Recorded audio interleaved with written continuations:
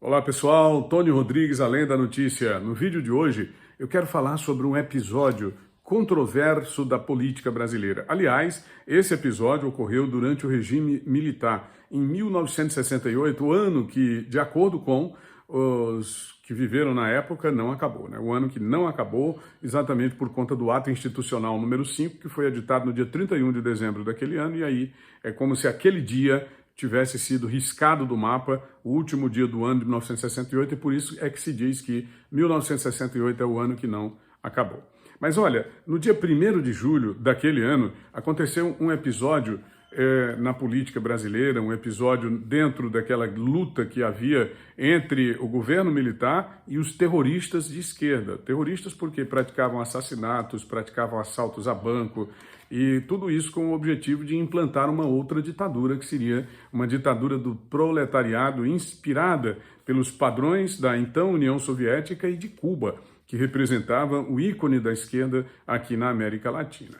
Então, 4 elementos participaram de uma orquestração para tirar a vida do major Eduard von Westernhagen.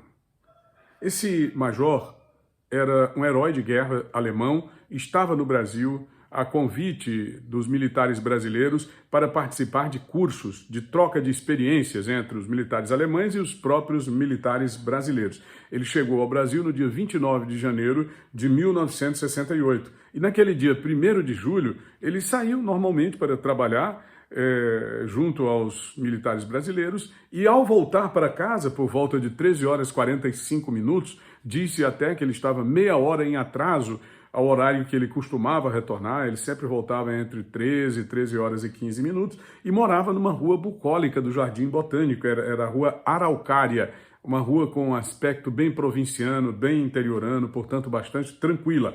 Havia 2 homens em frente ao prédio onde ele morava, mas ele caminhava tranquilamente em direção à casa e jamais imaginava o que estava prestes ali a acontecer dali a poucos segundos. Porque quando ele emparelhou com esses 2 homens, um deles sacou uma pistola 7,65 e disparou vários tiros, descarregou a pistola praticamente contra o major Eduard von Westernhagen, quando atirou 3 tiros nas costas, 2 tiros no peito, 1 tiro no rosto e um outro tiro no pescoço, ele já caído. Foi uma execução brutal que esses elementos praticaram contra o major alemão, 7 tiros disparados contra ele naquele episódio lamentável do dia 1º de julho de 1968. Participaram dessa ação especificamente João Lucas Alves e Severino Viana. E participaram da orquestração, junto com esses, o senhor José Roberto Monteiro e também o Amilcar Bayard. Então, foi esse o caso, eles mataram o major alemão. Mas um detalhe interessante é que não era o major alemão que deveria ser morto de acordo com o planejamento dessa esquerda atrabiliária que nunca fez nada direito, né? O cara foi morto por engano. Quem eles queriam matar? Eles queriam matar o militar boliviano Guelry Prado. Militar boliviano que lá na Bolívia, nas matas de La Higuera, prendeu o Che Guevara, que depois foi morto por elementos do exército boliviano, junto o próprio Guelry Prado, e americanos que estavam na Bolívia para combater a guerrilha na América do Sul, naquele período ali, em 1967. O Che Guevara tinha sido morto no ano anterior, portanto. Então, veja bem, eles planejaram matar o Guelry Prado, que era um camarada também loiro, alto, tinha mais ou menos 1,85 m, dentro daquele padrão marcial que geralmente tem os militares americanos, e as características físicas do major alemão Eduard von Westernhagen bateram exatamente com o Guelry Prado. E aí eles foram para cima do major, assassinaram o major, e depois, pronto, eles tinham cometido um engano. O objetivo era matar o Guelry Prado. Foi um assassinato por engano.